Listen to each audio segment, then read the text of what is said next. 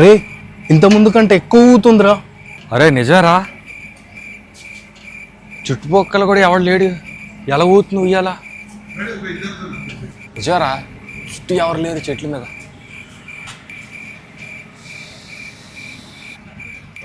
అరే నువ్వేం చేస్తావు తెలీదు, నాకు చాలా భయంగా ఉంది. అర్జెంట్ మనం రాత్రికి ఇక్కడ నుంచి వెళ్ళిపోవాలి. అరే అసలే కార్లో పెట్రోల్ లేదు, బైక్ కూడా ఎవరు వచ్చేటట్లేరురా. ఈ టైంలో అంటే మనం పోవడం కష్టమేరా. ఎలాగైనా చేసి బయటపడిపోవాలి. అరే ఎంత ట్రై చేసినా కష్టం రా, ఎందుకంటే వాడు ఖచ్చితంగా వదిలిపెట్టారురా. మనం ఎన్ని ప్రయత్నాలు చేసినా ఇక్కడ నుంచి అయితే బయటపడే సమస్య లేదు. కాబట్టి ప్రాణాల మీద ఆశ వదిలిపెట్టుకో. ఎందుకంటే వాడు చేసే ప్రతి పనిలో ఏదో తెలియని ఒక వేరియేషన్ అయితే నాకు కనిపిస్తుంది. నీకేమన్నా ఐడియా ఉందా? కొంచెం ఏదైనా ఇవన్నీ కాదు, ఒక విషయం చెప్తాను. ఇవన్నీ కాదురా, నేను కూడా ఫిక్స్ అయిపోయాను.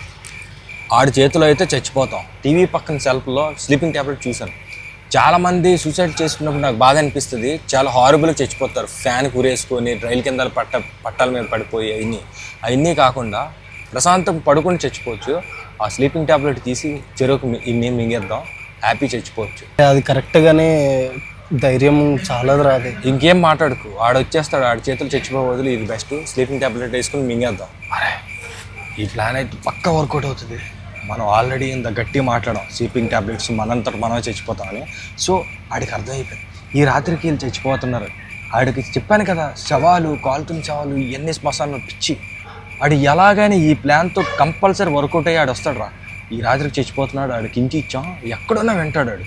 ఈ రాత్రికి ఆడు వస్తాడు, ఆడిని ఎలాగైనా మనం చంపేసి ఆడినే ఇక్కడ శ్మశానం చేసి మనం బయటపడుతున్నాం. రే నువ్వు అన్నమాట నిజమైతే నువ్వు ప్రతిదీ నేను చేసేస్తారా? తప్పకుండా ఈ నైట్ కాడు వస్తాడు. మనం స్లీపింగ్ ట్యాబ్లెట్ చేస్తున్నాం, అది ఇన్ని గట్టిగా మాట్లాడి ఆడు రప్పిద్దాం.